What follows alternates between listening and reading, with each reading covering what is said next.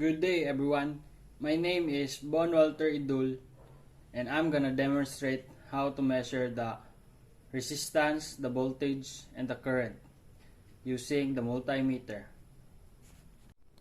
First, you need to check your multimeter if it's working or not. So we're gonna check our multimeter. I'm gonna set this to times 10. And this is how you gonna check your multimeter if it's working.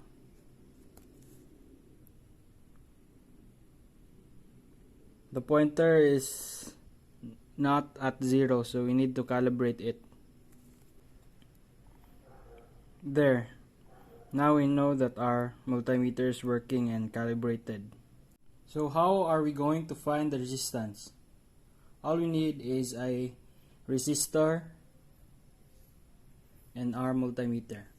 First is we need to put it to times 10. And then we're going to measure the resistance of this resistor. It's 2 times 10, 20. So that's our resistance. And now we're going to find the voltage. So what we have here is the multimeter, a battery, and 3 resistors. My battery is 3.7 volts. And we're going to measure the voltage. So to find the voltage, we need to know the volts of our battery. My battery is 3.7 volts, so we're going to put it to 10 volts and measure it. This is the positive side and this is the negative side. So the reading is 3.7 volts.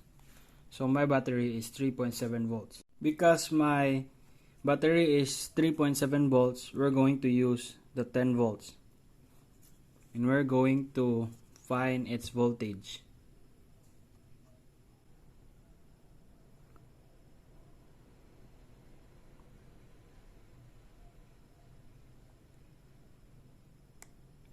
And our voltage is 3.7 volts.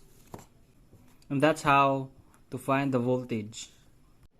And that's all about on how to measure the resistance, the voltage, and the current.